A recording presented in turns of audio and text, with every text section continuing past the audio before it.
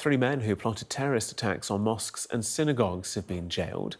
The trio, described in court as Nazi-worshipping extremists, have been sentenced to 29 years for a series of terror offences at Sheffield Crown Court. Brogan Stewart, 25, Christopher Ringrose, 34, and Pitzettu, 25, stockpiled body armour and more than 200 weapons. They included crossbows, swords, machetes, axes, hunting knives, even a 3D printed gun.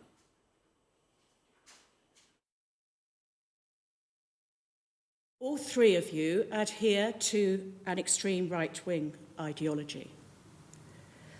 I say adhere in the present tense, as it is clear to me from the pre-sentence reports prepared for each of you that that remains the case, notwithstanding your conviction of these serious offences.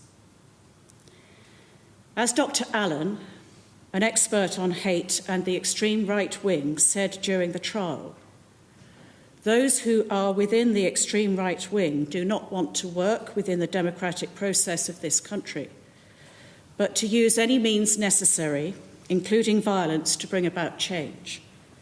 That was, and in my view, remains your mindset. Well, our North of England correspondent Katie Barnfield was at Sheffield Crown Court with the latest on the story.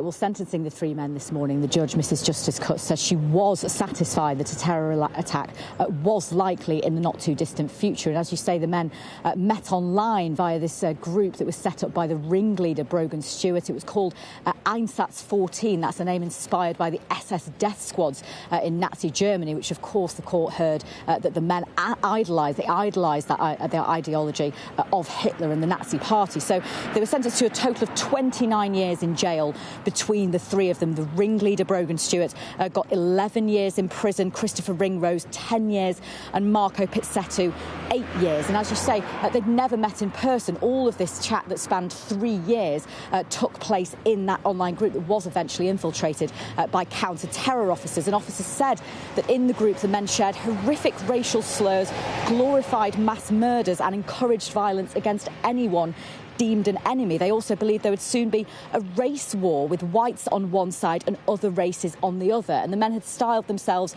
as a military group. The ringleader, Brogan Stewart, was the leader of the group, and he appointed the other two as armourers. And they'd amassed over 200 weapons between them. That included crossbows, machetes, an illegal stun gun that Pitzettu had. And also Christopher Ringrose had actually 3D printed almost all of the parts of a working semi-automatic firearm. Now, the officers said that the group were discussing a range of targets for harassment and for attacks, including mosques, Islamic education centres and synagogues. And Brogan Stewart had actually identified what was believed to be their first target, which would have been an Islamic education centre in Leeds. Apparently, the men were planning to meet up, the judge said, for a training day when they were infiltrated by counter-terror officers, and the plans were eventually thwarted. The judge also said she didn't accept the defences of some of the men, that their plans were pure fantasy, and instead she believed that they did have real intent to carry out an attack. She said it was merciful